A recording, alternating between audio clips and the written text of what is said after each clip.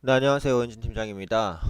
오늘은 이제 미국 증시와 국내 증시 그리고 이번 주 일정에 대해서 한번 말씀드리도록 하겠습니다. 그동안 지속적으로 이제 종목을 좀 많이 올려드렸는데 오늘은 시황 관련된 언급을 한번 해드리고 좀 넘어갈 필요가 있을 것 같아요. 그러니까 궁극적으로 국내 증시는 어쨌든 소규모 개방 경제이기 때문에 이제 해외 시장에 대한 영향을 많이 받을 수밖에 없습니다. 그 중에서도 미국에 대한 영향을 가장 크게 받아요. 그러니까 미국이 어쩔 수 없이 세계 중심 국가기도 하고 또 국내에 투자되는 자금 대부분이 또 외국계 투자 자금이 많잖아요. 근데 그 외국계 자금 중에서도 미국계 자금 비중이 여전히 압도적으로 높습니다. 그렇기 때문에 이 미국계 자금은 미국 증시와 좀 밀접하게 연동돼서 움직이는 부분들이 있거든요. 그렇기 때문에 국내 증시, 국내 주식을 한다고 해서 해외 주식을 몰라서는 안 되겠죠. 그래서 해외 증시에 대한 흐름을 전체적인 그런 개요 그리고 전망 이런 부분들을 대략적으로는 알 수 있어야 국내 시장 분석이라든지 아니면 이제 국내 시장에 대한 투자라든지 이런 부분들을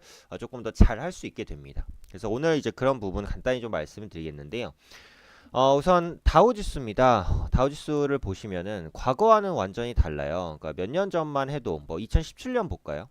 2017년 보면은 꾸준하게 우상향하는 흐름을 보였었잖아요. 그리고 2018년 들어서 변동성이 조금 커졌지만 그 이후 7월 달 이후에는 지수가 다시 안정되면서 우상향을 좀 보입니다. 근데 10월 달 들어서 어때요? 굉장히 크게 변동성이 실리고 있죠. 그러니까 변동성이라는 것은 상하 등락 폭이 굉장히 크다라는 겁니다.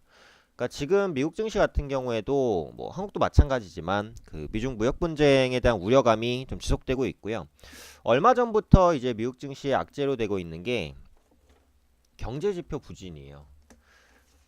경제 지표가 한 두 달 전부터 좀 꺾이고 있는 모습입니다. 특히 주택 지표가 먼저 꺾였고요. 그러니까 지난 주말 같은 경우에는 그 11월 비농업 부문 취업자 수가 15만 5천 명으로 컨센서스 19만 명을 생각보다 좀 크게 하회했습니다. 그러니까 그동안 미국 증시가 장기 랠리를 펼칠 수 있었던 가장 큰 원동력 두 가지가 미국의 경기 지표가 양호했다라는 부분이고, 그러니까 두 번째로는 이제 미국의 실적이었어요. 그래서 이런 부분들 두 가지 부분이 받쳐졌었는데 최근에는 애플을 비롯해서 미국의 기업들의 실적 컨센서스가 낮아지고 있죠. 그러니까 두 번째로는 지금 말씀드린 대로 주택 지표 부진에 이어서 지난 주말 발표된 비농업 부문 취업자 수도 감소했습니다. 그래서 경제 지표도 같이 둔화가 되고 있기 때문에 미국 증시를 받쳤던 두 축이 지금 어떻게 보면 꺾이고 있는 거예요. 그런 관점에서 미국 증시가 예전처럼 강세를 누리기는 현재 시점에서 굉장히 어렵다라고 보셔야 될 것 같아요. 그러니까 적어도 미중 무역 분쟁이라도 해소되는 모습이 보여야 되는데 아직까지는 이제 그런 모습들이 보이지 않습니다. 그래서 미국 경기 정점론이 요즘에 부각되고 있는데 이게 이제 힘을 조금 더 받고 있다라고 보시면 될 것 같고 또 최근에 있어서 미국 증시 같은 경우 기술주의 하락이 눈에 띄게 나타나요. 그래서 넷플릭스를 보면 이제 주요 기술주 중에 하나죠. 고성장을 현재까지 구가하고 있음에도 불구하고 지난 주말 주가가 6% 이상 빠졌습니다. 그러면서 애플 주가도 끌어내렸고 페이스북, 뭐 아마존, 팡 종목이라고 흔히 불리죠. 이런 종목군들의 주가 전체적으로 무너뜨리는데 이렇게 되면 이제 국내 기술주라고 불리는 IT주, 삼성전자, SK하이닉스 이런 종목군들의 주가가 하방에 대한 압력을 받습니다. 그래서 이런 부분들이 앞으로도 국내 증시를 누르는 이슈가 될 수밖에 없다라는 부분인데 그나마 좀 다행스러운 부분을 찾아보면 국제유가가 좀 반등을 하고 있다라는 거예요. 그래서 WTI 기준으로 보시면 10월 달 초부터 지금 11월 말까지 지속적으로 우하향을 그리다가 이제 횡보 추세로 약간 바뀌었죠. 특히 지난주에 이제 오펙과 비오펙이 소량이지만 감산 합의에 성공을 했습니다. 그래서 제가 볼 때 유가는 거의 바닥을 찍었어요. 그래서 제가 이전에 그 국제유가에 대한 전망에 대해서 그 영상을 찍어 놓은 게 있으니까 못 보신 분들은 이제 그 영상을 한번 체크해 보시면 될 것 같고요. WTI 원유 선물이라든지 이런 ETF에 대한 투자도 가능하다라는 말씀을 드렸어요. 그래서 현재 시점에서도 원유 관련된 상품 투자 관점에서는 좀 유효하다라고 보니까 네, 요 부분 좀 참고해 주시면 좋을 것 같고 유가를 지금 볼 수밖에 없는 게 그 유가가 하락하게 되면 그 기업들의 비용이 줄어드는 건 맞는데 그 원유 관련 산업에 종사하고 있는 기업이나 뭐 이런 고용자 이런 부분에 있어서는 좀 불안감이 반영될 수밖에 없단 말이에요. 그래서 또 이제 상품 가격이라는 게 항상 높거나 낮은 게 좋지는 않습니다. 그러니까 안정되는 게 좋아요. 안정. 안정권에서 움직이는 게 좋기 때문에 지금 상황에서는 유가가 빠르게 반등하지 않더라도 현재 시점, 그러니까 지금 WTI 기준 배럴당 52달러 선인데요. 요 선정에서는 안정이 좀 돼야 된다는 거죠. 근데 국제유가는 제가 전에도 영상에서 말씀드렸듯이 하방을 어느 정도 다졌다라고 보고 있어요. 50달러는 웬만해선 크게 붕괴하지 않을 것으로 보이니까. 근데 지금 시점에서 유가에 대한 부담을 조금 덜었다라는 관점이고, 이 다우지수를 다시 보시면은 기술적으로 저점이 찍히는 게 그 10월달 말에 24,100포인트 정도의 저점이 찍혔죠. 그 다음에 24,000 초반, 그리고 역시 24,000 초반에서 저점이 찍힙니다. 요거를 이제 선으로 이어보면은 기술적 지지대가 되는 거란 말이에요. 차트를 조금 길게 봐도 이 가격, 그러니까 2018년 들어서 2월부터 7월까지 보시면 24,000원대를 쉽게 붕괴시키진 않았어요. 그래서 이 라인이 웬만해서는 지켜질 수 있다라는 거죠. 그래서 미국 증시가 단기적으로는 기술적 반등을 보일 수 있는 위치다라는 거예요. 그런 관점에서 이번 주 국내 증시도 오늘은 하락을 피할 수 없었지만 이번 주 내로는 좀 완만한 반등을 시도하지 않을까 이렇게 판단을 하고 있습니다. 그래서 이번 주 일정을 간단히 한번 살펴보면 그 주 후반에는 ECB 회의가 예정이 되어 있어요. 근데 이 ECB 회의라는 게 그 역사적으로 국내 시장에 많은 영향을 끼치지는 않았어요. 근데 최근에 보시면 유럽 쪽에서도 그 양적 완화를 종료하고 약간의 좀 그 긴축까지는 아닌데 기존의 부양 정책을 조금 걷어들이는 쪽으로 정책 방향을 맞추고 있단 말이죠. 그런 관점에서 ECB가 출구 전략 속도를 얼마나 빨리 하는지 이런 부분들을 체크해 보실 필요가 있고요. 이번 주 목요일에는 옵션 만기일입니다. 그래서 옵션 만기일에는 시장 변동성이 커질 수 있으니까 그 부분도 보시면 되겠고 12일에 그 오펙의 월간 원유 시장 보고서 발표가 예정이 되어 있어요.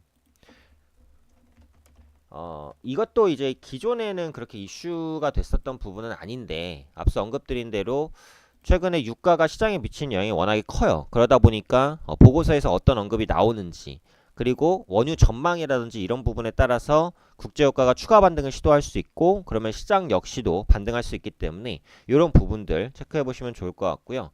14일에 그 중국의 산업생산과 소매 판매를 비롯해서 그 실물 경제지표 발표가 많이 예정돼 있습니다. 근데 지금 미국 같은 경우에도 경제지표가 좀 부진한데 중국도 마찬가지예요. 근데 지금 시진핑 체제 같은 경우에는 이 줄어드는 성장률에 대한 방어를 조금씩 하려는 움직임들, 중국의 경기 부양책 이런 부분들에 대한 가능성 제시되고 있기 때문에 중국 소비주는 상대적으로 좀 반등을 보여줄 가능성이 있다라고 보고 있어요. 그래서 중국 소비주들, 카지노주 그리고 면세점 관련주들 좀 보시면 되겠고 화장품주는 최근에 경쟁 때문에 실적이 좋아지기가 조금 어렵습니다. 그래서 그런 만큼 화장품주보다는 면세점주라든지 카지노주 이런 종목 보시면 될 것 같아요. 제가 예전에 그 TV 방송에서도 뭐 GK라든지 이런 카지노주 많이 말씀드렸는데 오늘도 GKL 같은 경우에 그 상대적인 강세를 보이고 있거든요. 그래서 이런 부분들 체크해서 보시면 될 것 같고요. 끝으로 이제 금도 간단히 볼게요. 제가 나중에 시간이 되면은 이 금 관련해서도 영상을 한번 찍을 텐데 최근에 금 가격이 반등을 하고 있습니다. 이전 고점도 돌파했죠. 이렇게 되면 추세적으로는 추가 상승 가능성이 높다라고 보시는 게 맞아요. 아무래도 글로벌 경기가 조금 불확실성이 커지다 보니까 안전자산으로 좀 쏠리는 관점입니다. 그래서 기술적으로는 금 관련 상품을 보시는 것도 괜찮기는 한데 이런 흐름이 저는 장기화 될 거라고는 생각하지 않아요. 어쨌든 국내 증시는 많이 빠져 있고 미국 증시는 추가 하락 가능성이 더 크다라고 보지만 앞서 말씀드린 대로 단기적으로는 기술적 지지입니다. 그래서 단기적으로는 반등할 수 있는 여건들이 형성된다라고 보니까 금 가격이 추가적으로 더 상승할 수 있겠지만 그 폭이 그렇게까지 크진 않을 거예요. 차라리 상품의 투자 매력에는 그 금보다는 앞서 말씀드렸던 원유 쪽이 조금 더 매력 있어 보이니까 그 부분도 체크하시면 되겠고요. 끝으로 주가지수 차트 보고 마무리하겠습니다. 그래서 지금은 뭐 실적이라든지 미중무역 분쟁 이런 불안감이 크기 때문에 시장에 대한 상당히 막혔어요. 그래서 2150포인트 위를 코스피 지수입니다. 2150포인트 위를 뚫어내기는 쉽지는 않을 거예요. 근데 지금 지지를 보여주는 선은 2050포인트죠. 그래서 저는 지금 뭐 다시 한번 그려드리면 지금 표시해드렸던 이 좁은 박스권 이 좁은 박스권을 크게 훼손하지는 않을 거라는 생각이에요. 그래서 박스권 하단에선 매수, 박스권 상단에선 매도에 그 좁은 박스권 매매 전략을 짜시는 게 좀 낫지 않을까 싶고, 코스닥 지수도 마찬가지예요. 코스닥 지수도 제가 간단하게 이제 선을 그렸는데 다시 박스권을 표시를 해드리면 네, 요 정도 선이죠. 대략적으로 한 700포인트 이상에서는 이제 하방 압력이 좀 있을 수 있고, 한 650포인트 정도 선에서는 저가 매수에 대한 수요가 분명히 있을 수 있습니다. 그래서 지금은 어쨌든 바이앤홀딩보다는 그 일정한 이 기대감, 실적 테마 요런 종목군들로 조금 그 체크를 해보시는 게 좋을 것 같아요. 제가 지난주에 이제 그 관심주로 JST나를 말씀을 드렸습니다. 그래서 영상도 한번 찍어 드렸는데, 그 다음에 이제 매수 타이밍을 줬고, 그 다음에 이제 정고점 부근 7%까지 이제 상승이 나왔어요. 그래서 많이 수익을 봤다면 10%권까지는 이제 수익이 나왔을 겁니다. 그래서 경협주 같은 경우에는 앞으로도 계속해서 관심 있게 보셔야 돼요. 오늘은 경협주가 밀리지만 김정은 위원장이 오는 것은 시기의 문제입니다. 오긴 올 거예요. 앞으로도 계속해서 이런 부분들이 반복될 수 있기 때문에 경업주에 대한 관심은 필요합니다. 제가 전에 JST나 영상 찍고 나서도 한 10% 정도까지는 수익이 나왔기 때문에 앞으로도 경업주에 대한 관심은 지속적으로 필요합니다. 그래서 그 시황이라든지 뭐 업황 그리고 종목 특징주 이런 부분들 조금 쓸모 있는 정보들로 올려드릴 테니까 네, 앞으로도 지속적으로 체크해 보시면 좋을 것 같습니다. 네, 항상 성공 투자하시고요. 오늘 시황에 대한 얘기는 네, 여기까지 말씀드리도록 하겠습니다.